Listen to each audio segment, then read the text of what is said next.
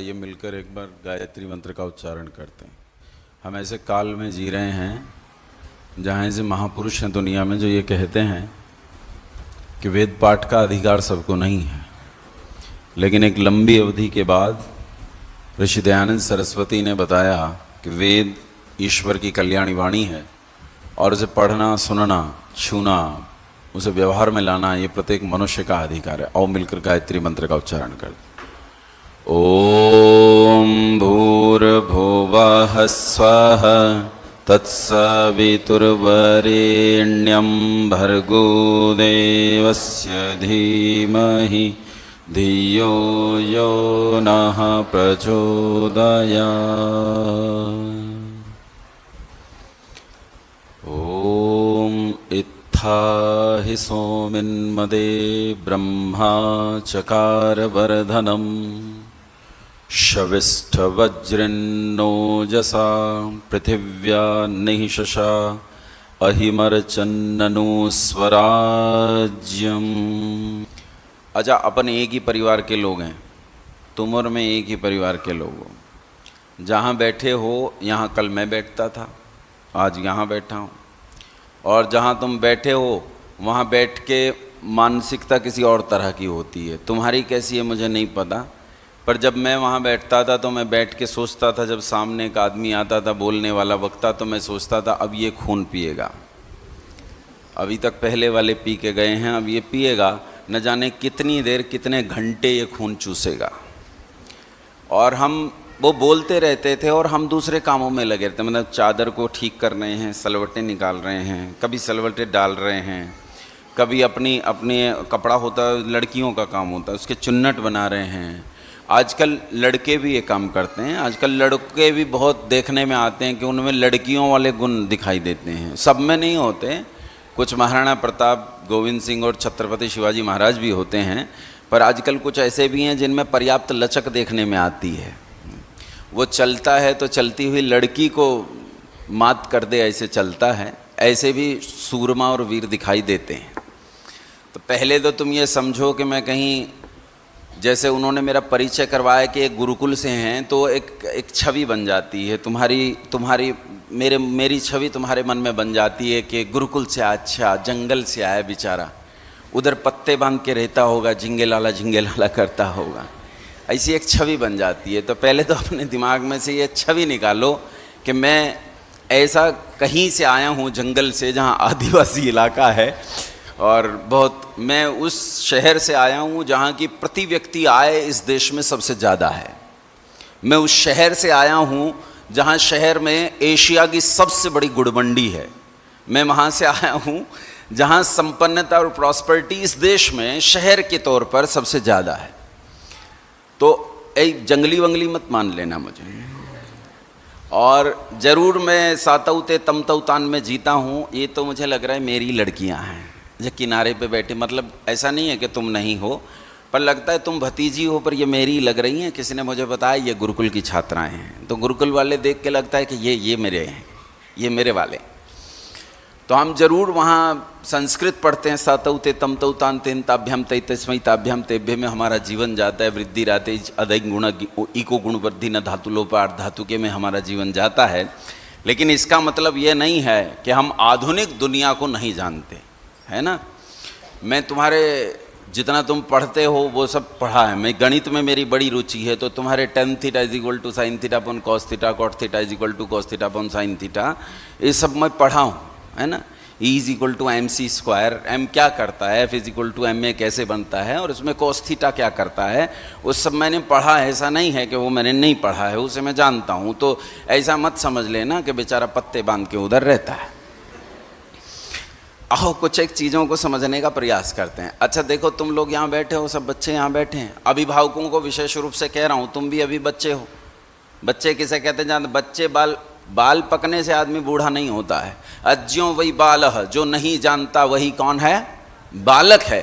बालक उसे अज्यो वही बालह मंत्र दह पिता, जो मंत्र देने वाले, जो पढ़ाने हारा है उसका नाम पिता है, और जो पढ़ने हारा है, जो जानता नहीं है, उसका नाम क्या है? बालक। तो हम सब में एक बालक जीता है, मुझ में भी है।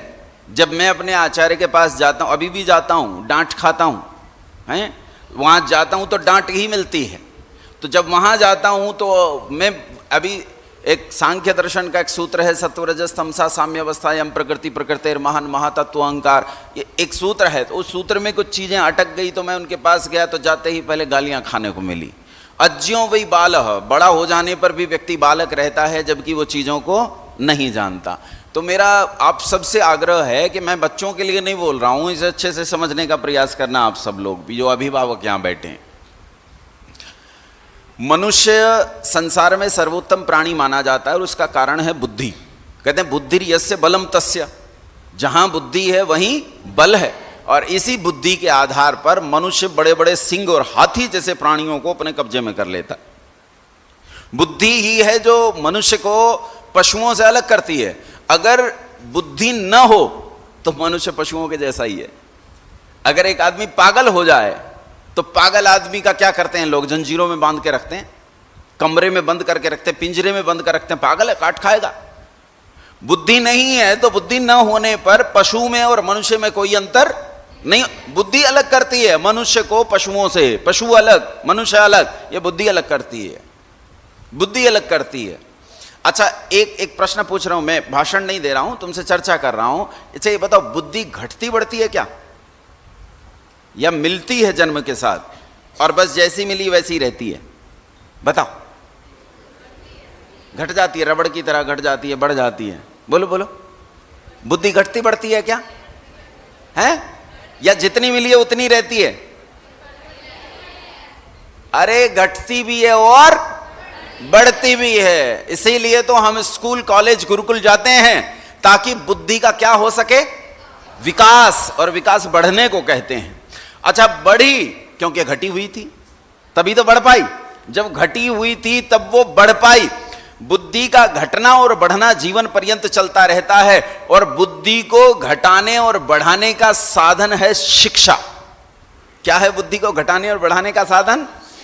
शिक्षा मतलब, अच्छा अंग्रेजी में बोलो, क्या कहते हो शिक्षा को तुम? क्या? एजुकेशन। EDUCA।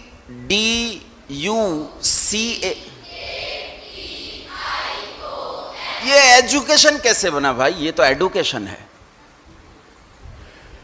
मतलब मेरा सवाल है तुम लोगों से, ये एजुकेशन EJU या EDU, तो ये एजुकेशन कैसे बना? You are phonetic education and not phonetic education, but the syllables, जो तुम्हारे सिलेबल हैं वो क्या कह रहे हैं? वर्ण क्या कह रहा है? वर्ण तो कह रहा है एडुकेशन है, लेकिन तुम एजुकेशन कहते हो। ध्यान से सुना, मेरा इस पर आक्षेप करना है, मैं भी एजुकेशन ही बोलता हूं। आक्षेप करना मेरा मकसद नहीं है, तुम्हें समझाना मकसद है कि बुद्धि के लिए सबसे जरूरी वस्तु क्या है? शिक्षा। और शिक्षा का सामान्य शब्द होता है सीख। क्या अर्थ होता है? सीख दो प्रकार की होती हैं, अच्छी सीख और बुरी सीख। एक अच्छी सीख और एक बुरी। अच्छी सीख होगी तो बुद्धि और बुरी सीख होगी तो बुद्धि घटेगी। बुद्धि घटती है जब हमें बुरी सीख मिलती है और बुद्धि बढ़ती है जब हमें अच्छी सीख मिलती है। अच्छा, जो तुम पढ़ते हो क्या तुम उसमें कभी सवाल करते हो? बड़ी चीज है कि क्या तुम कभी सवाल करते हो? तुम्हें पढ़ाया जाता है दो पंजे। अच्छा तुम्हें नहीं पता दो पंजे, 2 5 अच्छा तुमने कभी सवाल किया अपने ईमानदारी से हाथ खड़े करके बताना, कितने छात्र हैं जिन्होंने ये सवाल किया, सर 2 पंजे 10 ही क्यों, 2 पंजे 217 क्यों नहीं?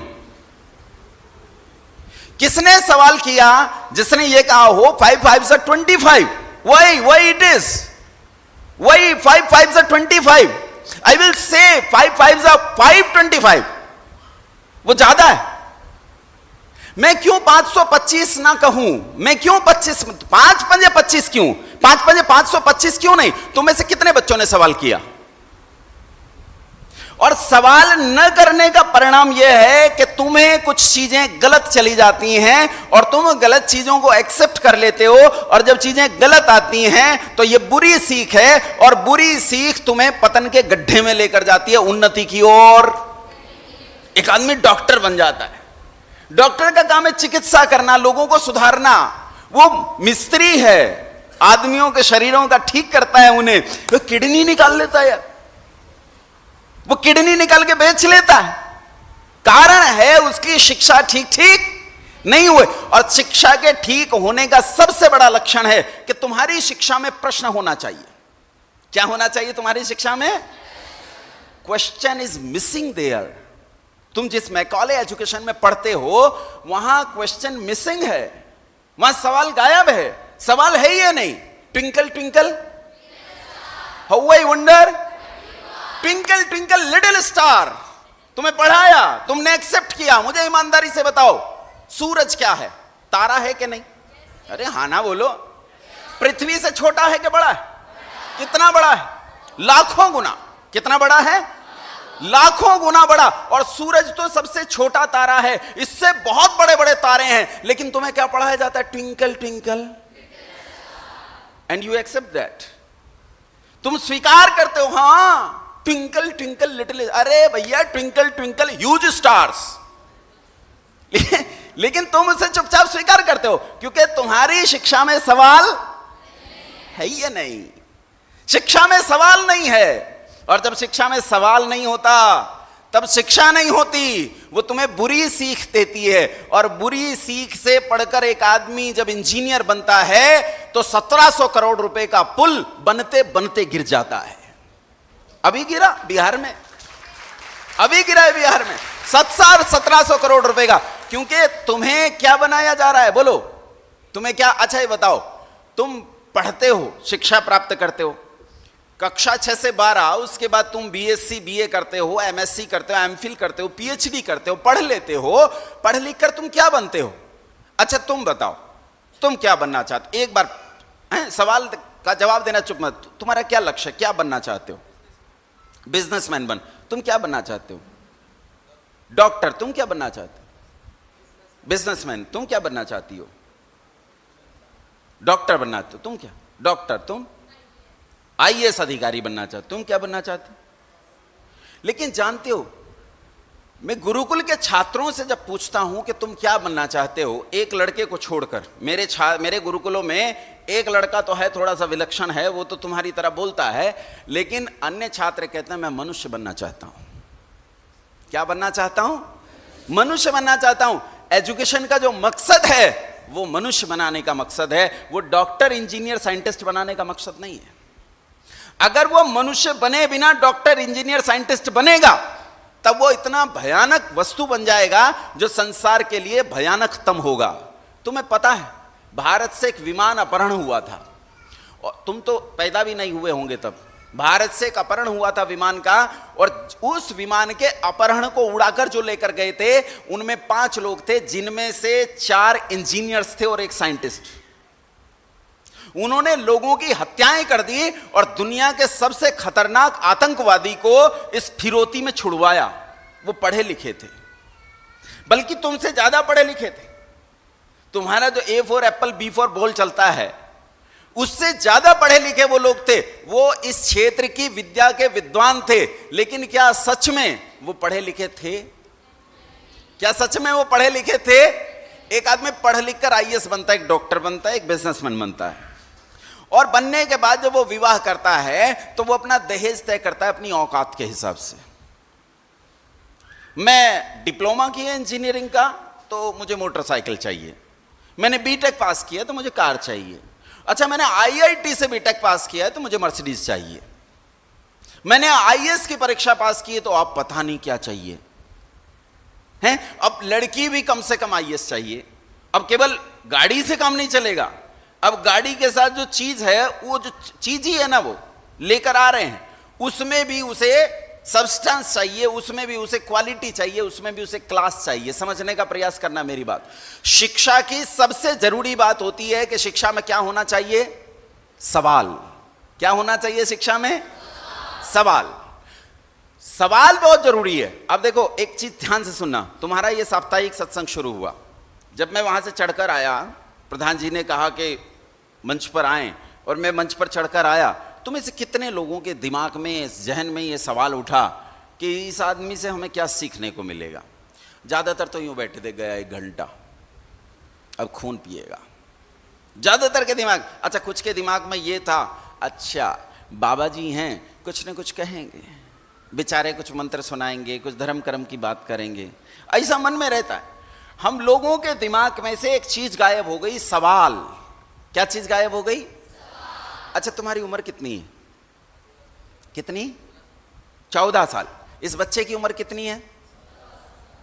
17 बताई? 14 बताई। भाई तुम बढ़ा क्यों रहे हो, बूढ़ा कर रहे हो? 14 साल का लड़का है। अच्छा, ये लड़का 14 साल का है, क्या ये सच में 14 साल का है? क्या ये सच में 14 साल का है? अभी वो भ्राता जी यहां बैठ के एक वो बजा रहे थे कुछ, अब मुझे समझ में नहीं आता है वो कुछ क्यों बजता है, संगीत मुझे समझ में नहीं आता है। कभी वो बहुत तेज तेज हो जाते हैं, कभी धीमे धीमे हो जाते हैं, है ना, वो मुझे समझ में नहीं आता। संगीत मेरे बस का नहीं है समझना।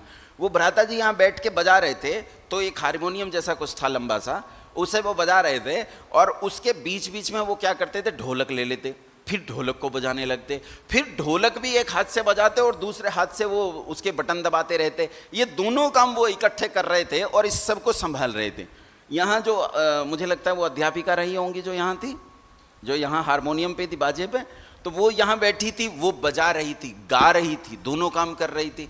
एक बालक वहाँ पीछे बैठा था गिटार लिए, मैं ध्यान से देख रहा था, ये बजा रहा है कि यूं ही बैठा है।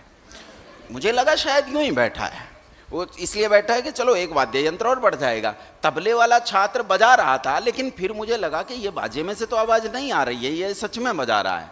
लेकिन वो तो बजा रहा था, क्योंकि उसकी आवाज़ को मैंने ध्यान से सुना। अब ध्यान से सुनो, ये संगीत सीखने में समय लगेगा कि नहीं? लगेगा ना। इस संगीत को सीखने में समय लगेगा। कितना समय लगेगा? अपनी अपनी योग्यता। मेरे जैसे को पढ़ाओ सारी उम्र भी नहीं पढ़ेगा, उसे समझ में नहीं ताल क्या होता है, सुर क्या होता है। एक बार मैंने अपने आचार्य के सामने गीत गाया, उन्होंने पूरा गीत सुना और सुनकर उनकी आंखें फटी रह गई।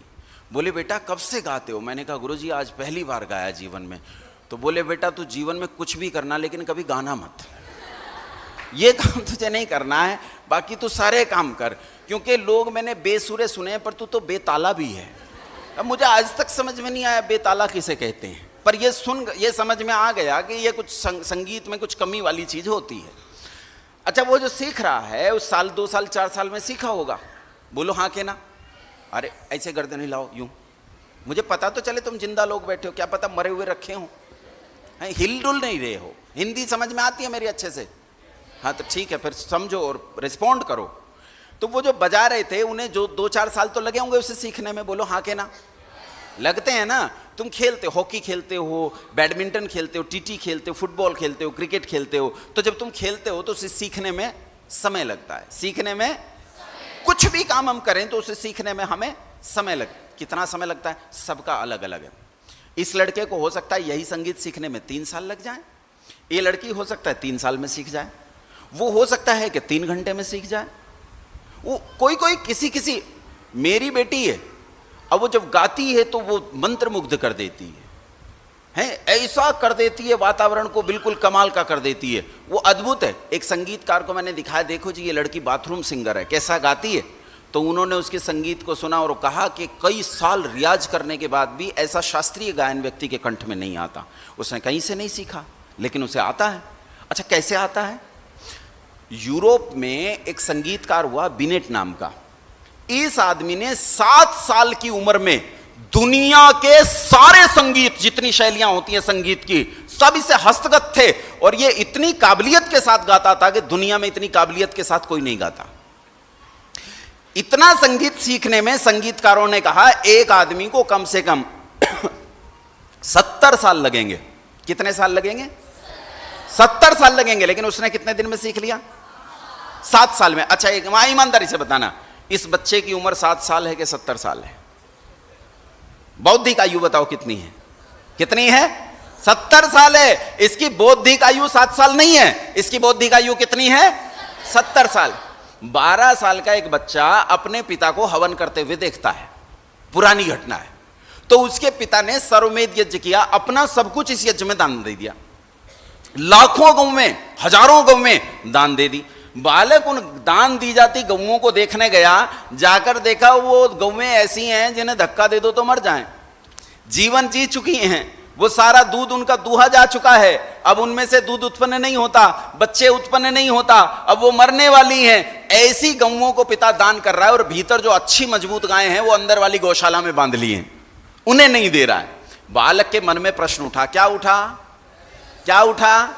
शिक्षा के लिए सबसे जरूरी चीज क्या है? सवाल, प्रश्न, क्वेश्चन, ये सबसे जरूरी चीज है शिक्षा के लिए, इससे जरूरी कुछ नहीं। बालक के मन में प्रश्न उठा, बालक पिता के पास गया, पिता से पूछा, पिता इस यज्ञ में आपने क्या क्या दान दिया? कहा, यज्ञ में अपनी सबसे प्रिय वस्तु दान दी जाती है, सबसे प्रिय वस्तु। पुत्र बोला, अच्छा यही गौ में तुम्हारी सबसे प्रिय है?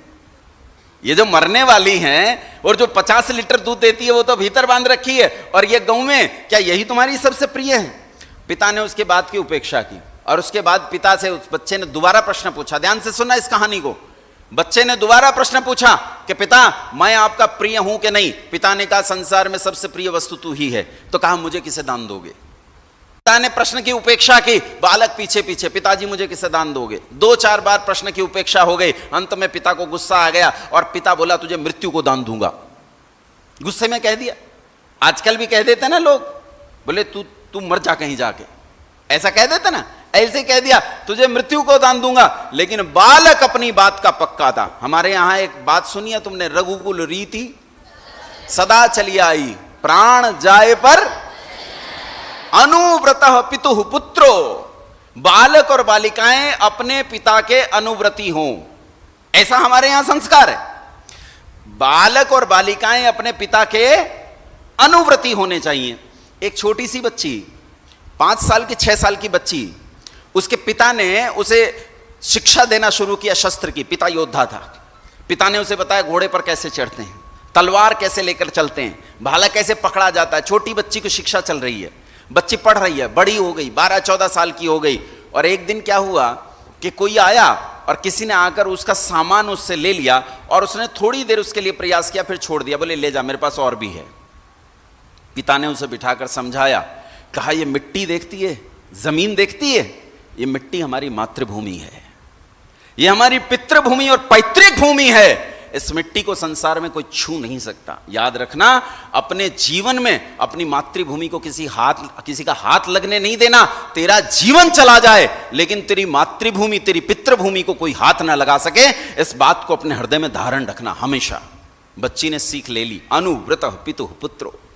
बालक और बालिका अपने पिताओं के व्रत का पालन करने वाले हों। ये बालिका बड़ी हो गई, बड़ी हुई तो एक दिन रानी बनी, और दुनिया के सबसे खतरनाक शत्रु ने इसके राज्य पर हमला किया। तो लड़की ने पीठ पर बच्चा बांधकर, मुंह में लगाम दबाकर, हाथ में तलवार उठाकर घोषणा कर दी, मैं अपनी झांसी नहीं दूंगी, मेरी झांसी को कोई हाथ नहीं लगा सकता।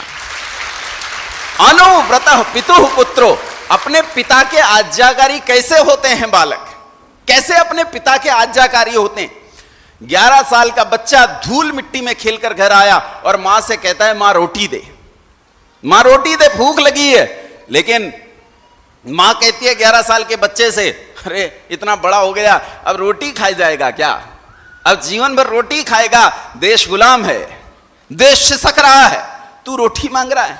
वो देख दूर पहाड़ी पर एक किला, हां देखता हूं मां। कहा यह किला हमारा है। किला उनका नहीं था।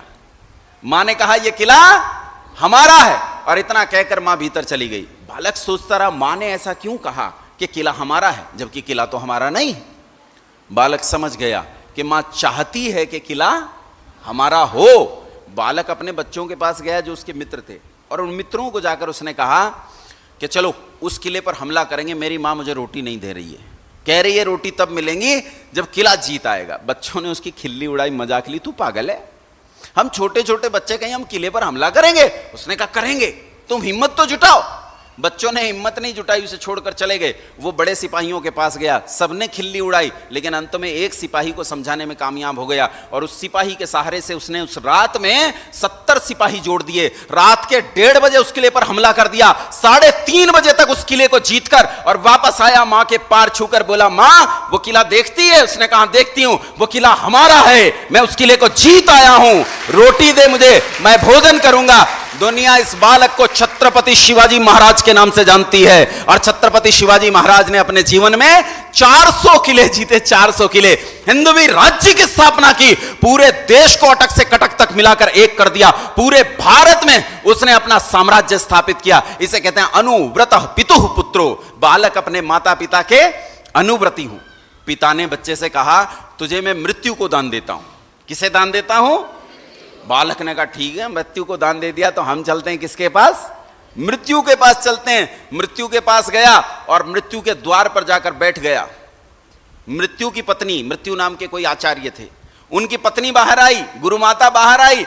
उन्होंने कहा बेटो को आज तो, बटुक बोलते हैं गुरुकुल के ब्रह्मचारी को, कहा बटुक आज तो तेरे आचार्य यहां नहीं है, बाहर गए हुए हैं, तू अंदर आ, भोजन कर, कुटिया में विश्राम कर बेटा, जब वो आ जाएंगे तब बात करना। बटुक ने कहा जब तक आचार्य न मिलेंगे तब तक अन्न जल ग्रहण नहीं करूंगा। 3 दिन तक भूखा प्यासा आचार्य के द्वार पर पड़ा रहा। 3 दिन तक, 30 दिवस, वो 3 दिवस उसने भोजन नहीं किया, जल नहीं ग्रहण किया। आचार्य आए, उन्होंने पूछा कि बाहर ये बालक कौन बैठा है? उन्होंने कहा आपसे मिलने की प्रतीक्षा में कोई बटुक, कोई ब्रह्मचारी बैठा है और भूखा प्यासा है 3 दिन से। आचार्य दौड़ कर आए, उन्होंने कहा भैया मुझे क्यों पाप चढ़ा रहा है? मेरे द्वार पर भूखा बैठा, ऐसा क्यों करता है? तू भोजन कर ले। उसने कहा आचार्य आपकी प्रतीक्षा में था, भोजन कर लूंगा। उन्होंने दिया और भोजन कर लिया। उन्होंने कहा तू भूखा रहा, 3 वर मांग ले मुझसे। पहला वर मांगा कि मैं जीता वापस लौट जाऊं अपने पिता के पास और मेरा पिता मुझे स्वीकार कर ले। दूसरा वर उसने मांगा कि मैं अग्नि विद्या जानना चाहता हूं। अग्नि विद्या मतलब इलेक्ट्रॉनिक्स, जिसे तुम पढ़ते हो आजकल, जिसे तुम पढ़ते हो ना, क्वांटम फिजिक्स जिसे तुम पढ़ते हो, यही इस विद्या को मैं जानना चाहता हूं, इस विद्या को मैं पता करना चाहता हूं। इस विद्या को लोग जानते नहीं है। दुनिया कैसे बनी? कैसे बनी दुनिया बताओ? कैसे बनी दुनिया? तुम कम से कम 10वीं क्लास के बच्चे तो हो, और ताज्जुब की बात यह है तुम्हें यह पता नहीं है कि दुनिया कैसे बनी है। बताओ कैसे बनी दुनिया?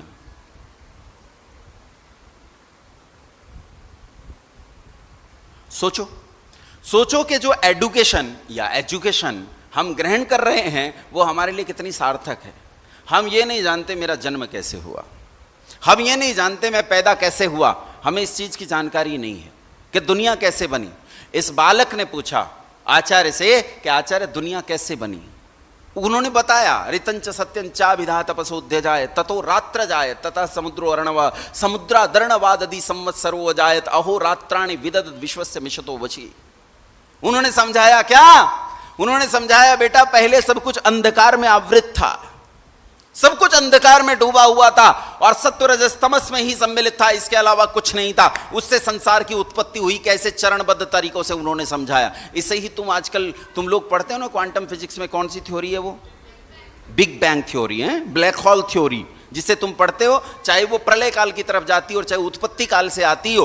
उस सारी थ्योरी को इस आचार्य ने इस छात्र को पढ़ाया। क्यों पढ़ाया? क्यों पढ़ाया? क्योंकि छात्र के पास क्या था? सवाल। क्या था छात्र के पास? जब छात्र के पास सवाल होगा तो आचार्य उसे पढ़ाएगा। आज छात्र के पास सवाल ही नहीं होगा तो अच्छा ये बताओ 2 पंजे 10 क्यों? 2 5 10 क्यों? बताओ। तुम तो गणित पढ़ते हो, गणित का बहुत सामान्य अवधारणा है, सामान्य सा कंसेप्ट है मल्टीप्लिकेशन। 2 गुना 5 कितना बनता है? 10। लेकिन तुम्हें पता है मल्टीप्लिकेशन नाम का कोई कंसेप्ट है ही नहीं, गुणा नाम की कोई अवधारणा होती ही नहीं है। अवधारणा होती है योग की। जब 2 को 5 बार जोड़ा जाता है तो क्या बनता है? 10। इस 2 को 5 बार जोड़ने का नाम ही 2 गुना 5 है। समझ में आया? और यह अवधारणा तुमने पढ़ी है, लेकिन तुम्हारा सवाल नहीं उठा है, इसलिए आचार्य ने इसे रिलेट करके तुम्हें बताया नहीं, इसलिए तुम तक बात पहुंची नहीं। मैं अभिभावकों से कहना चाहता हूं जब तुम्हारे बालक पढ़ते हैं तो इन पर यह दबाव मत डालो कि इन्हें 96% मार्क्स लाने, इन्हें 98% मार्क्स लाने, 99% मार्क्स लाने। इनके भीतर यह बात डालो कि ये चीजों को ग्रेजुअली जाने। जब ये ग्रेजुअली चीजों को जानेंगे तो उसे ग्रेजुएट होना बोलते हैं। रट लेने को ग्रेजुएट होना कैसे रटा जाता है मैं बताऊं? अच्छा बताओ गुरुत्वाकर्षण की खोज किसने की? अरे बोलो, किसने की? न्यूटन ने। सेब को पेड़ से टूटकर गिरते हुए सबसे पहले किसने देखा? न्यूटन ने। उसके बाबा का बाग था, उसने नहीं देखा। उसके दादा परदादा के बाग थे सेब के, उन्होंने नहीं देखा सेब को पेड़ से टूटकर गिरते हुए। क्यों? वो आंख बंद कर लेते हो ना, न्यूटन पैदा होगा वो देखेगा, अपन नहीं देखेंगे, हमें नहीं देखना है, न्यूटन देखेगा। क्या मूर्खता की बात है। हम चीजों को समझना चाहते नहीं है, केवल रट लेते हैं, और रटने से काम चलता नहीं। कैसे काम नहीं चलता रटने से? देखो कैसे व्यक्ति समझता है, सवाल कैसे उठता है। घटनाएं व्यक्ति के मस्तिष्क में सवालों का जन्म देती हैं, सवालों को पैदा करती हैं। इस देश में न्यूटन के पैदा होने से 850-900 साल पहले इस देश में खगोलविद पैदा हुए, एक ज्योतिर्विद पैदा हुए, एक एस्ट्रो साइंस में काम करने वाले वैज्ञानिक पैदा हुए, जिन्हें आजकल लोग ज्योतिषी बोलते हैं। ज्योतिषी सुने? क्या होते हैं ज्योतिषी? अरे तुम तो रोज अखबार देखते हो ना, सुबह पहले राशि पढ़ते हो, आज क्या होगा, यात्रा का योग बनेगा। अरे मूर्ख, रोज ही तो स्कूल जा रहा है, यात्रा का योग तो रोज ही बन रहा है, रोज तो स्कूल जा रहा है। वो हाथ देख के तुम्हारा बताते, बोले तू सबका भला करता है लेकिन तेरा भला कोई नहीं करता। पैसा तेरे हाथ में आता तो है लेकिन टिकता नहीं है। उन्होंने कुछ जुमले याद कर रखे हैं, वही जुमले वो हर आदमी को सुनाते हैं। इन लोगों को ज्योतिषी बोलते हैं। ऐसे ही ज्योतिषी थे आचार्य भास्कर, बिल्कुल ऐसे ही, बिल्कुल ऐसे। उनकी एक बेटी थी छोटी सी, जैसी ये बैठी है, 10 साल की एक छोटी सी बेटी थी उनकी, और बेटी का नाम था लीलावती। बच्ची से इतना प्रेम करते थे कि इतना प्रेम संसार में किसी वस्तु से नहीं करते थे। पहले छोटी बच्चियों का विवाह करते थे, बाल विवाह की प्रथा थी। आचार्य भास्कर ने एक सुंदर सा लड़का देखकर, अच्छा पढ़ा लिखा संपन्न परिवार का लड़का देखकर अपनी कन्या का विवाह तय कर दिया। मुहूर्त किस समय विवाह होगा, मुहूर्त निकालने की बात आई तो दुनिया के लोगों ने कहा आचार्य भास्कर से उत्तम काल गणना कौन कर सकता है, तुमसे बढ़िया मुहूर्त कोई निकाल नहीं सकता, तुम करो काल गणना। आचार्य भास्कर ने काल की इतनी सूक्ष्म गणना की, इतनी सूक्ष्म गणना की कि उतनी सूक्ष्म गणना संसार में कोई नहीं कर सकता था। काल मतलब, काल मतलब, अरे तुम क्यों नहीं बोलते हो, क्या मतलब है काल का? लेकिन ताज्जुब की बात यह है तुम्हें पता ही नहीं समय क्या होता है। बताओ समय क्या है? समय, टाइम ट्रांसलेशन कर रही है। समय, समय किसे कहते हैं, टाइम किसे कहते हैं, काल किसे कहते हैं, तुम्हें पता है? सवाल ही नहीं उठा। सवाल उठता तो तुम अपने आचार्य, अपनी आचार्य से पूछते। वो आप कहते हैं उनसे आचार्य समय क्या है, आप अपनी आचार्य से पूछते माता जी समय क्या होता है, किसे कहते हैं समय। लेकिन तुमने कभी पूछा नहीं, पूछा नहीं तो उन्होंने बताया नहीं। आचार्य भास्कर ने काल की अत्यंत सूक्ष्म गणना की, और अत्यंत सूक्ष्म गणना करके ऐसा मुहूर्त निकाला जो संसार में कोई नहीं निकाल सकता था। देखो तुम्हारे आसपास कुछ लोग सो रहे हैं, उन्हें जगा दो। सुबह का समय नींद अच्छी आती है इस समय। अपने आसपास को देखो, 4 युग होते हैं ना, बोलो कौन कौन से? सतयुग, त्रेता, द्वापर, कली ही शयानो भवति। कली ही शयानो भवति। कलयुग कौन सा होता है? जब व्यक्ति अविद्या में हो, नींद में हो, नशे में हो, आलस्य में हो, तो वो कौन सा युग है? अलग कहीं कलयुग नहीं है, यही कलयुग है। यही कलयुग आ जाएगा, यही सतयुग आ जाएगा। जो आदमी कर्म करके मीठा फल भोग रहा है वो सतयुग में है। जो काम करने के लिए उद्यत है वो द्वापर में है। जो काम करने लगा वो त्रेता में है। और जो सोया पड़ा है वो कौन से युग में है?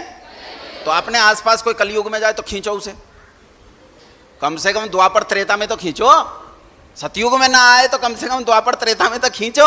ध्यान से सुनो, पिता ने मुहूर्त निकाला, मुहूर्त को निकालकर दुनिया के सारे ज्योतिषियों के पास भेजा। सब अवाक रह गए। लोगों ने उस मुहूर्त को देखा और सुना और कहने लगे ऐसा मुहूर्त संसार में कोई निकाल नहीं सकता, काल की ऐसी सूक्ष्म गणना कोई नहीं कर सकता। प्रसन्न हो गए, विवाह होने लगा। विवाह लगभग संपन्न हो गया, और ठीक उसी मुहूर्त में जिस समय विवाह संपन्न होना था, वो मुहूर्त जो संसार का सबसे उत्तम मुहूर्त था, लड़के को हार्ट अटैक आया और वहीं मर गया। और दुनिया के सबसे उत्तम मुहूर्त में लीलावती विधवा हो गई। और उन दिनों विधवाओं के विवाह की प्रथा, सारी उम्र सिर गंजा करके, उन दिनों सिर गंजा कर देते थे विधवाओं का, नीली साड़ी पहनकर, और एक कोठरी के अंदर अंधेरे में रहना पड़ेगा, कभी संसार के सामने नहीं आ सकती। जीवन नष्ट हो गया। आचार्य भास्कर इस घटना को सह नहीं पाए। आचार्य भास्कर ने अपने आप को एक कक्ष में बंद कर लिया, कुंडी लगा ली और महीनों तक किसी कागज पर कुछ कैलकुलेशन करते रहे। और जब महीनों बाद बाहर निकले तो बाहर निकलकर उन्होंने सारे ज्योतिषियों के बीच में घोषणा कर दी कि संसार में जितना फलित ज्योतिष है सारा झूठा है और जितना गणित ज्योतिष है सारा सच्चा है। अर्थात जितनी खगोल के संबंध में जानकारी जुटाने वाला गणित है वो तो सच्चा है और ये जो भाग्य बताने वाला है ये सारा का सारा झूठा है, इसमें कुछ भी सच्चाई नहीं है। मेरी बात नहीं है, मुकदमा मुझ पर मत करना। किसने कहा ये? आचार्य भास्कर ने कहा। आचार्य भास्कर को लोगों ने कहा कुछ भी हो, तेरी लड़की का तो नाम कोई नहीं जानेगा दुनिया में, तेरा तो वंश डूब गया। आचार्य भास्कर ने कहा ये अकर्मण्य और अपुरुषार्थियों की बातें हैं, पुरुषार्थी असंभव को संभव कर दिखाते हैं। उन्होंने अपनी पुत्री को गणित पढ़ाना प्रारंभ किया।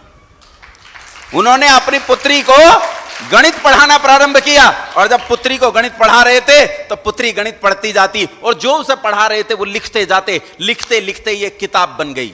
मैथमेटिक्स पढ़ते हो ना, अलजेब्रा पढ़ा, अलजेब्रा, वो अलजेब्रा पढ़ा रहे थे, अलजेब्रा की एक किताब बन गई। इसे उन्होंने किताब का रूप दे दिया और इस किताब का नाम उन्होंने अपनी पुत्री के नाम पर रखा, लीलावती। अलजेब्रा की इस किताब का नाम क्या रखा? अब सवाल, कितनों ने पढ़ा है लीलावती? सबको कह रहा हूं पीछे तक, एमएससी मैथमेटिक्स किए बैठे होंगे तुम में कई लोग। कितनों ने लीलावती पढ़ा है? अच्छा छोड़ो, नहीं पढ़ा। कितनों ने लीलावती देखी है पुस्तक? एक व्यक्ति है जिन्होंने हाथ खड़ा किया कि मैंने लीलावती नाम का ग्रंथ देखा है, और पढ़ा तो किसी ने भी नहीं है। अच्छा बताओ, तुमने लीलावती पढ़ा नहीं है, तुमने लीलावती देखा नहीं है, लेकिन वो लीलावती जिसे तुमने पढ़ा नहीं देखा नहीं, वो दुनिया में खगोल शास्त्र में सर्वाधिक शोध करने वाली संस्था, अमेरिका की सर्वोच्च संस्था नासा की लाइब्रेरी में गणित के सबसे माननीय ग्रंथों में गिना जाता है, वही लीलावती नाम का ग्रंथ। वो उसी लीलावती के आधार पर मंगल पे जा रहे हैं। वो अपन यहां दिल्ली का अप डाउन करते हैं, वो मंगल का अप डाउन कर रहे हैं उसी लीलावती के आधार पर, लेकिन हमने उसे पढ़ा नहीं। मां लीलावती ने गणित के 10 महान ग्रंथ लिखे, जिनमें से 2 ग्रंथ जिन्हें कुछ लोग कहते हैं भास्कराचार्य ने लिखे, लेकिन मैं मानता हूं कि वो मां लीलावती के ग्रंथ हैं। दीर्घ सिद्धांत भास्करी और लघु सिद्धांत भास्करी अपने पिता के नाम पर, ये 2 प्रसिद्ध ग्रंथ जिनमें ज्योमेट्री और ट्रिग्नोमेट्री है, ये 2 ग्रंथ ये मां लीलावती ने लिखे। और आज नहीं, मैं कहता हूं युग बीतेंगे, शताब्दियां और सहस्राब्दियां बीतेंगी, लेकिन लीलावती के नाम को कोई विस्मृत नहीं कर पाएगा। लीलावती तारों की तरह आकाश में अटल हो गई, उसे कोई मिटा नहीं सकता। यह हमारी शिक्षा थी जिसमें सवाल थे। 10 साल की लीलावती बाहर खेल रही, पिता अंदर पढ़ रहे हैं, दौड़ कर आई, पिता मैं गेंद ऊपर फेंकती हूं, नीचे आ जाती हूं। फिर मैंने और जोर से फेंका, फिर नीचे आ गई। मैं एक भ्राता को बुला के लाई, उससे कहा तू जोर से फेंक के गेंद वापस ना आए। उसने जोर से फेंकी, लेकिन गेंद तो फिर वापस आ गई। पिता गेंद वापस क्यों आती? पिता ने कहा बेटा पृथ्वी में एक बल होता है जिसे क्या कहते हैं? गुरुत्वाकर्षण बल कहते हैं। उसी गुरुत्वाकर्षण बल से पृथ्वी सारी चीजों को अपनी ओर खींचती है, वही गेंद को खींच रही है। यह बात न्यूटन के पैदा होने से कितने साल पहले चल रही है? 900 साल पहले। कितने साल पहले बात कर रहे हैं पिता पुत्री? 900 साल पहले। न्यूटन के तो पुरखे उस समय बंदर थे। ये बंदरों से पैदा हुए ना? तुम भी बंदरों से हुए हो क्या? तुम में से कितने हैं जो बंदरों की संतानें हैं? कुछ लोग कहते हैं हम बंदरों से पैदा हुए। पता नहीं कौन सा कोशिका है जिसका साइटोप्लाज्म, जिसका प्रोटोप्लाज्म जो क्रोमोसोम्स बनाता है, वो बंदर में रहकर आदमी के क्रोमोसोम्स बनाता है, फिश में रहकर रेप्टिलिया के, सांप के क्रोमोसोम्स बनाता है। कौन सी दुनिया में जीते हैं? कौन सा विज्ञान पढ़ते हैं? और जानते हो, चुपचाप यकीन करते हैं। क्यों? क्योंकि हमारे पास क्या नहीं है? सवाल। हमारे पास क्या नहीं है? लीलावती ने पूछा पिता गेंद क्यों आती है? पिता ने बताया धरती में गुरुत्वाकर्षण इसलिए आती है। पिता गुरुत्वाकर्षण कितना होता है? आज कंप्यूटर लेकर, मशीनें लेकर ये दशमलव के 2 अंकों तक गुरुत्वाकर्षण का मान बता पाते हैं। उस समय आचार्य भास्कर ने बिना किसी कंप्यूटर, बिना किसी कैलकुलेटर के दशमलव के 16 अंकों तक गुरुत्वाकर्षण का मान बताया, दशमलव के 16 अंकों तक। लेकिन उस अद्भुत गणित को हमने विस्मृत कर दिया, हम तो भूल गए, हम उसे पढ़े ही नहीं। बिटिया पिता से पूछती है पिता यह गुरुत्वाकर्षण उत्पन्न कैसे होता है? तो पिता ने कहा हर ग्रह का, हर नक्षत्र का अपना एक घनत्व होता है और उसकी दूसरे नक्षत्रों से दूरी होती है। इस दूरी और इस नक्षत्र के घनत्व के गुणांक के आधार पर उसमें गुरुत्वाकर्षण बल पैदा होता है। पिता इतनी भारी वस्तु आसमान में टिकती कैसे है? कहा ये बेटा गति करती हैं और गति करने से टिकती हैं। क्या चंद्रमा भी गति करता है? हां, चंद्रमा भी गति करता है। पिता चंद्रमा कितनी गति करता है?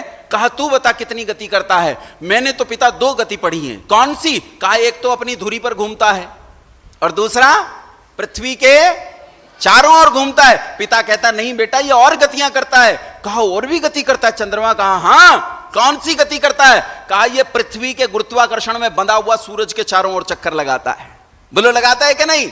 और कहा इतना ही नहीं, इसके बाद ये सूरज के गुरुत्वाकर्षण में बंधा हुआ आकाश गंगा के केंद्र के चारों ओर चक्कर लगाता है, और फिर आकाश गंगा के गुरुत्वाकर्षण में बंधा हुआ आकाश गंगाओं के एक छोटे समूह के चारों ओर चक्कर लगाता है, और फिर आकाश गंगाओं के उस छोटे समूह के गुरुत्वाकर्षण में बंधा हुआ आकाश गंगा के बड़े समूह के चारों ओर चक्कर लगाता है। यह समूह प्रवर्ग आकाश गंगा के चारों ओर चक्कर लगाता है। यह प्रवर्ग आकाश गंगाएं प्रखंड आकाश गंगाओं के चारों ओर चक्कर लगाती हैं। यह प्रखंड आकाश गंगाएं खंड ब्रह्मांड के चारों ओर चक्कर लगाती हैं, और यह खंड ब्रह्मांड अखिल ब्रह्मांड के चारों ओर चक्कर लगाता है। एक पिता 10 साल की छोटी सी बच्ची को क्वांटम फिजिक्स पढ़ा रहा है, और हमारे स्कूल में 10 साल की बच्ची क्या पढ़ती है? Twinkle twinkle how I wonder what who has seen the wind neither I nor you but when the leaves are trembling the wind is passing through. Is that who has seen the wind? I have seen the wind. My forefathers had seen the wind. They had seen the wind. I have seen the wind. हम हवा को त्वचा से देखते हैं, आंख से नहीं देखते मूर्खों। कौन समझा है इन्हें? Who has seen the wind? I have seen the wind. Everybody have seen the wind. तुमने नहीं देखा हवा को? बोलो, देखा है कि नहीं देखा? जब ठंडी होती है तो तुम क्या कहते हो? कैसी हवा चल रही है? ठंडी हवा चल रही है। इधर जहां से मैं आया हूं तो हरियाणवी भाषा चलती है, तो वहां हरियाणवी हो तो ठंडी हवा चल रही है, तो ताऊ कहता है छाती में तो लिकट रही है, वहां बीच में से निकल के जा रही है। और जब लू चलती है तो क्या कहते हैं? लू चलती है तो भैया कोई हीटर पे हाथ गरम गरम कर करके थप्पड़ मार रहा है, सी भयंकर हवा चल रही है। बोलो हवा को देखा है कि नहीं देखा? यहां पूछ रहे हैं, यहां कह रहे हैं ट्विंकल ट्विंकल लिटिल स्टार। ये कारण यह है तुम पढ़ नहीं पाते हो क्योंकि तुम्हारी शिक्षा में क्या नहीं है? क्या नहीं है? सवाल नहीं करना सिखाया गया। तुम्हें एक ऐसी एजुकेशन दी जिसमें डिजाइंड चीजें तैयार होती हैं, और तुम्हें पहले से क्या कहते हैं वो प्रोग्राम किया गया है। प्रोग्राम किया गया, तुम सवाल कर ही नहीं सकते क्योंकि तुम्हें एक और चीज सिखा दी जाती है, नो नहीं कहना। क्या कहना है? यस कहना है। जॉनी जॉनी सिखा रखा है तुम्हें प्रोग्राम किया गया है, तुम्हें बनाया नहीं जा रहा है, तुम्हें उन्नति की ओर नहीं ले जाया जा रहा है, बल्कि तुम्हें क्या किया जा रहा है? प्रोग्राम किया जा रहा है। और जब एक आदमी प्रोग्राम होता है फिर वो अपनी बुद्धि का प्रयोग नहीं किया करता। 1835 में इस देश में एक गवर्नर आया, उस गवर्नर का नाम था लॉर्ड मैकाले। लॉर्ड मैकाले जब इस देश में आया तो लॉर्ड मैकाले ने आकर देखा, उसने अपने पिता को फोन किया कि पिता मैं आ तो गया हूं इस देश में, लेकिन इस देश को गुलाम नहीं बना सकते। क्यों नहीं बना सकते गुलाम? तू तो गया गुलाम बनाने है। तो कहा गुलाम नहीं बना सकते, इस देश में एक ऐसी जीवनी शक्ति, एक ऐसी चेतना है जो इस देश के भीतर इतनी बुरी तरह फैली है, इसकी रगों में है, वो बार बार मृत्यु के तट पर जाने पर भी इस देश को लौटा लाती है जीवन में। वो क्या है? कहा वो है इसकी शिक्षा व्यवस्था। इसकी शिक्षा व्यवस्था अद्भुत है। मुसलमानों ने इसे उखाड़ कर फेंक दिया, लेकिन उसके बाद भी जैसे दूब की घास होती है ना, उसके धागों को उखाड़ कर फेंक दिया जाए तो जहां पड़ती है वहीं जड़ पकड़ जाती है, उसी तरह इसकी शिक्षा व्यवस्था, इसके सूत निकल निकल कर फिर से जमीनें पकड़ जाते हैं, और यह शिक्षा व्यवस्था मरती नहीं है, खत्म ही नहीं होती। तो उसके बाप ने कहा, ये पत्र मौजूद है, उनका वार्तालाप मौजूद है, उनका पत्र व्यवहार मौजूद है लॉर्ड मैकाले का। उसके पिता ने कहा तो क्या करेगा? उसने कहा पिता मैं खेती करूंगा। बोले अरे पढ़ा लिखा कर गवर्नर बनाया, अब तू खेती करेगा? तो उसने कहा पिता आप किसान थे ना, मैं खेती करूंगा। किसान क्या करता है? किसान खेत की जुताई करता है। क्या करता है? खेत की जुताई करता है। और जब वो खेत की जुताई करता है तो खेत में पहले से उपस्थित बीज को नष्ट कर देता है इस जुताई से, फिर उसमें नई फसल के बीज डालता है और तब नई फसल तैयार होती है। वो कहता है मैं इस खेत में जुताई करूंगा और पुरानी फसल के सारे बीज नष्ट कर दूंगा, इस शिक्षा व्यवस्था को पूरी तरह नष्ट करूंगा, और इस देश में एक नई शिक्षा व्यवस्था पैदा करूंगा जो इस देश में यसमैन पैदा करेगी, जी हजूर पैदा करेगी, यस सर बोलने वाले लोग पैदा करेगी। वो बुद्धि से काम नहीं करेंगे, वो क्रियात्मक रचनात्मक नहीं होंगे, वो प्रोग्राम्ड होंगे जैसे हम प्रोग्राम करते हैं। और कहता पिता प्रोग्राम आज करूंगा और ये प्रोग्रामिंग चलेगी कई सौ साल तक, ये प्रोग्रामिंग चलेगी कई सौ सालों तक। और उसका परिणाम है आज हमारा बच्चा पढ़ लिख कर क्या बनेगी तू? आईएएस। क्या बनेगी? आईएएस। हमारा बच्चा आज पढ़ लिख कर आईएएस बन जाता है, लेकिन एक अनपढ़ नेता के सामने कहता है यस सर। क्या कहता है? यस सर कहता है। उसमें यह काबिलियत नहीं होती कि वो चीजों को अपने नियंत्रण में ले सके, वो अपने हाथ में ले सके, यह काबिलियत उसमें नहीं होती। लेकिन कुछ लोगों में होती है। जब देश बुरी तरह अत्याचार के बीच में था, लोग आते थे गुरु तेग बहादुर के पास। गुरुओं में भी जो शिरोमणि गुरु कहे जाते हैं, गुरु तेग बहादुर, उनके पास लोग आते थे और उनसे कहते थे कि हमारी रक्षा करो, त्राहिमाम त्राहिमाम। तो गुरु तेग बहादुर उस समय उन्हें नाना प्रकार की बातें बताते थे, कोशिश करते थे उन लोगों का दुख हरण कर सकें, लेकिन दुख तो नहीं जा रहा था। तो एक दिन छोटे से गुरु गोविंद सिंह उनके पास आए, बोला पिताजी ये सब कैसे सुधरेगा? उन्होंने कहा ये तब सुधरेगा जब कोई महापुरुष अपना बलिदान देगा। छोटा बच्चा पूछता है पिताजी क्या आप महापुरुष नहीं हैं? क्या आप महापुरुष नहीं हैं? क्या इस देश में आपसे बड़ा महापुरुष दूसरा कोई है? दूसरा कोई है? जब व्यक्ति इस एजुकेशन में पढ़ता है तो वो गुरु गोविंद सिंह बनता है। क्या बनता है? गुरु गोविंद सिंह बनता है जब वो सवाल वाली एजुकेशन में पढ़ता है। और जब प्रोग्रामिंग वाली में पढ़ता है तो क्या बनता है? Yes sir. क्या बनता है वो? फिर वो बनता है टेन थीटा, है? फिर बनता है cos theta. Sine theta is equal to 1/cosec theta. मैंने एक छात्र को बोला इधर आ, साइन थीटा किसकी मां का नाम है? मुझे तो नहीं पता। कोसेक थीटा किसके बाप का नाम है? नहीं पता। अच्छा ये बता साइन थीटा का तेरे जीवन में क्या इस्तेमाल है? नहीं पता। न्यूटन का क्या इस्तेमाल है? पता नहीं। जूल का क्या करना है? पता नहीं। है? हरियाणा वाला तो कोई बता देगा जूल का क्या करना है। हमारे यहाँ जो बोरी कट्टे होते हैं ना, उन्हें सिल के जूल बना देते हैं, और जूल किसके ऊपर? पशु के ऊपर डालते हैं सर्दियों के दिनों में, झूल कहते हैं। वो तो बता देगा, लेकिन तुम कैसे बताओगे? तुम कहां पढ़े हो? इसलिए अपनी इस एजुकेशन में जिसमें जी रहे हो, मैं ये नहीं कह रहा हूं तुम छोड़ो गुरुकुल चले जाओ, आयु चली गई, लेकिन फिर भी तुमसे एक बात कहता हूं कि इस एजुकेशन के भीतर रहते हुए इस एजुकेशन में परिवर्तन के लिए प्रयास करो। तुम अपने भीतर इस एजुकेशन को जानने का कीड़ा पैदा करो, वो कीटाणु पैदा करो जो सवाल करता है। सवाल हमेशा तुम्हारे सब जहन में रहना चाहिए। तुम्हें कोई ए फॉर एप्पल कहे तो उससे पूछो क्यों, उससे पूछो क्यों। तुम्हें कोई कहता है W is equal to FD cos theta, तो उससे पूछो क्यों, क्यों।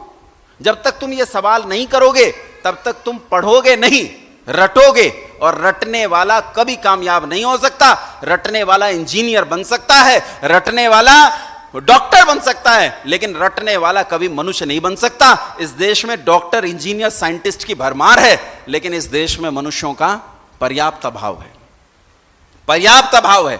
मैं तुमसे सच कहता हूं, जो व्यक्ति इस तरह पढ़ता है वो व्यक्ति अपने जीवन में जरूर कामयाबी प्राप्त करता है। यहां बैठे जो अभिभावक हैं, इन अभिभावकों से एक बात कहना चाहता हूं, जो अध्यापक हैं उन अध्यापकों से एक बात कहना चाहता हूं कि जब आप अपने बालक को पढ़ाओ तो उस बालक पर यह नजर जरूर रखो कि वो पढ़ भी रहा है या केवल रट रहा है। जो जैसा है उसे वैसा ही जानना, वैसा ही मानना, वैसा ही स्वीकार करना, वैसा ही कथन करना और वैसा ही आचरण करना, इसका नाम सत्य है। इसका नाम क्या है? सत्य है। तो आचार्य उससे कहता सत्यम वद। क्या करना है? सत्यम वद। जब तक तू सत्य नहीं बोलेगा तेरा जीवन नहीं सुधरेगा, सत्य बोलेगा तो तेरा जीवन सुधरेगा। एक आदमी जब सत्य पर खड़ा होता है तो कैसा होता है जानते हो? मुसलमानों की गुलामी के उस काल में एक लड़का था हकीकत राय। क्या नाम बताया मैंने? हकीकत राय। हकीकत राय को उन्होंने पकड़ लिया और उसके कान में कहा हकीकत के कि तू मुसलमान बन जा। उसने कहा नहीं तो तुझे मार देंगे। तो उसने कहा ये बताओ मुसलमान बनने के बाद नहीं मरूंगा?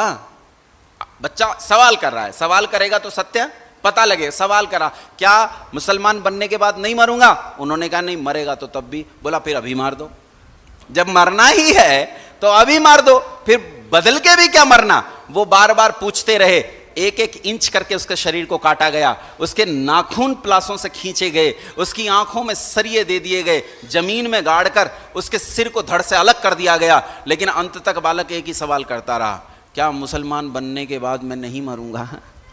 क्या नहीं मरूंगा? और अगर मरूंगा तो अभी मार दे, कोई फर्क नहीं पड़ता। जब सवाल होता है, सत्य होता है, तो व्यक्ति निर्भीक होता है। जब व्यक्ति सत्य जानता है तो कैसा होता है? निर्भीक होता है। पंडित राम प्रसाद बिस्मिल, फांसी हुई इस व्यक्ति को, इस देश के लिए 19 दिसंबर में शाम 4 बजे उस आदमी को फांसी दी गई इस देश के लिए। जब फांसी दी गई उसे, तो जब पकड़ कर ले जा रहे थे तो सिपाही ने कहा, तू कसरत कर रहा था, तू पागल है क्या? तो उसने कहा, कसरत कर रहा था तो पागल की क्या बात है? बोले तू मर जाएगा। बोले ये तुझे किसने बताया कि मैं मर जाऊंगा? उसने कहा बाहर चर्चा हो रही है, लोग कह रहे हैं तुझे फांसी दे देंगे, तू मर जाएगा। उसने कहा ये तो मैंने भी सुना है कि फांसी हो जाएगी, लेकिन मैं मर जाऊंगा ये बात ठीक नहीं है। फांसी वाली ठीक है, लेकिन मरने वाली ठीक नहीं है। क्यों तू मरेगा नहीं? कहा नैनम छिंदन्ति शस्त्राणि नैनम दहति पावकः न चैनम क्लेदयन्त्यापो न शोचयति मारुतः। मैं तो जीवात्मा हूं, न जन्म लेता हूं न मरता हूं। मरता तो वो है जिसका जन्म होता हो। मैं तो अनादि हूं, अनंत हूं, अजन्मा हूं। मुझे कोई नहीं मार सकता, तू नहीं मार सकता, मुझे नहीं मार सकता। फांसी के फंदे पर गया तो उन्होंने कहा तेरी आखिरी इच्छा क्या है? सच जानने वाला आदमी कैसा होता है, ध्यान से सुनो। कसाब, अफजल गुरु, याकूब मेनन, उनके तो क्रांतिकारी हैं, जिनके लिए लड़ रहे थे उनके तो क्रांतिकारी हैं। जब इन्हें फांसी दी गई तो जबरदस्ती धकेलकर फांसी के फंदे तक लेकर गए। 1 महीने तक अनिद्रा रोग हो गया। कुरान और हदीसों की तो छोड़ दो, इन्होंने पुराण मंगाकर पढ़े हैं, दर्शन मंगाकर पढ़े हैं, सारे धर्म ग्रंथों को पढ़ा है इन्होंने कि किसी तरह जान छूट जाए। और फिर हाथ जोड़ रहे थे, पैर पकड़ रहे थे, बुरी तरह रो रहे थे कि हमें फांसी से मुक्ति मिल जाए। लेकिन मुक्ति तो मिली नहीं। जबरदस्ती इनकी गर्दन पकड़कर फांसी के फंदे में डाल दी गई, खींच दिया गया, मार दिए गए। लेकिन इसके विपरीत बिस्मिल को देखो, फांसी के फंदे पर खड़ा है। उन्होंने कहा तेरी आखिरी इच्छा क्या है? कहा तुम्हारे बस की पूरी करना नहीं है, तुम फांसी दो। कहा रे भैया रिकॉर्ड में दर्ज करनी है, हमारी तो नौकरी चली जाएगी, काम पूरा नहीं होगा। तू ये बता तेरी आखिरी इच्छा क्या, हमारे लिए बता दे। तो वो अंग्रेज लोग थे और अंग्रेजी में बात हो रही थी, तो उनसे अंग्रेजी में कहता है, I wish the downfall of British empire in this country. मैं इस देश में बरतानिया हुकूमत का पतन चाहता हूं, ये मेरी आखिरी इच्छा है, करो पूरी, करो पूरी। और जब उसे मारने के लिए उसके सिर पर काला कपड़ा उड़ाया गया तो समीचीन इतिहासकार लिखते हैं, कतिपय इतिहासकार लिखते हैं कि इसने काला कपड़ा ओढ़ने से मना कर दिया। और दुनिया का यह पहला और आखिरी क्रांतिकारी है जिसने, फांसी पाने वाला भी ये पहला और आखिरी व्यक्ति है जिसने अपने सिर पर वो काला कपड़ा नहीं ओढ़ा। लोगों ने कहा यह प्रोटोकॉल है, ये तो कपड़ा तुझे ओढ़ना पड़ेगा। बोले बस इसे ही आखिरी इच्छा समझ के पूरी कर दो, ये काला कपड़ा नहीं ओढ़ूंगा, और जब मैं मरूं तो फांसी लगेगी, मेरी जीभ बाहर निकल आएगी, मेरी आंखें बाहर निकल आएंगी। उस समय मेरी आंखों को बहुत ध्यान से देखना जब मुझे फांसी दी जाए। 6 दिन पहले मेरी माँ आई थी। माँ अग्नि जैसी होती है, आग के पास रखा हुआ घी पिघल जाता है। मेरी आंख में आंसू आ गए और मेरी माँ को यह भ्रम हो गया कि मैं फांसी से डर गया। मैंने माँ से कहा, माँ आग के पास रखा हुआ घी पिघल जाया करता है, इसलिए तुझे देखकर आंख में आंसू आ गए। फांसी वांसी से नहीं डरता मैं, फांसी वांसी से नहीं डरता हूं मैं। तो जब मैं मरूं तो ये काला कपड़ा मुझे मत ओढ़ाओ, उस समय मेरी आंखें देखना। और जब मैं मर रहा हूं तो मेरी आंखों को ध्यान से देकर जाकर मेरी मां को बताना कि जिस दिन तेरा बिस्मिल मरा उस दिन वो मौत से नहीं डरा, दूर खड़ी हुई मौत उसे देखकर थर थर कांप रही थी। मैं मौत से नहीं डरता, मैं मृत्यु से नहीं डरता। जब एक आदमी सच जानता है कि नैनम छिंदन्ति शस्त्राणि नैनम दहति पावकः न चैनम क्लेदयन्त्यापो न शोचयति मारुतः, तो फिर वो मृत्यु से नहीं डरता, फिर वो लड़ता जाता है, फिर वो बढ़ता जाता है। बंधुओं, हमारे पास अपने पूर्वजों का अभी भी सारी विद्या का बीज नाश नहीं हुआ, अभी भी बीज बचा हुआ है। और बीज से फसल तैयार, बीज से फसल तैयार की जा सकती है, इसलिए बीज से फसल तैयार करो। मैं अपनी बात को यहां रोकता हूं। मैंने अपनी बात को समय तो और ले सकता हूं, मैं तो चाहता हूं तुम सारा दिन बैठे रहो, लेकिन तुम्हारे पास अपने बहुत सारे काम हो गए। तुम्हें तो लग रहा है कि हाँ 1 घंटा पी लिया, खून बस बहुत हो गया, अब जाओ। तो मैं तो अपनी बात को 2 मिनट पूर्व विराम दे दूंगा। एक सच्चिदानंद हीरानंद वात्स्यायन अज्जे नाम के कवि हुए हैं। वैसे तो मैं अपने पठन पाठन काल में साइंस स्टूडेंट रहा हूँ, साइंस स्ट्रीम से पढ़ा हूँ, लेकिन तब भी मुझे साहित्य बहुत पसंद रहा है। और अज्जे अपने काव्य में एक बात कहते हैं, मुझे ये कविता बहुत प्रिय है, तुम इस कविता को अपने जीवन का सूत्र बनाओ कि जो बचा है उससे नई फसल तैयार करो। वो कहते हैं, उड़ चल हारिल लिए हाथ में, यही अकेला ओछा तिनका, ऊषा जाग उठी प्राची में, कैसी बाट भरोसा किनका, शक्ति रहे तेरे हाथों में, छूट न जाए यह चाह सृजन की, शक्ति रहे तेरे हाथों में, निपट न जाए यह शक्ति सृजन की, ऊंचा ऊंचा ऊंचा ऊंचा बढ़ा चीरता चल दिगमंडल, अनथक पंखों की चोटों से नभ में एक मचा दे हलचल, नभ में एक मचा दे हलचल। बहुत धैर्य से आप लोगों ने सुना, बहुत धन्यवाद, आप सभी को सादर प्रणाम।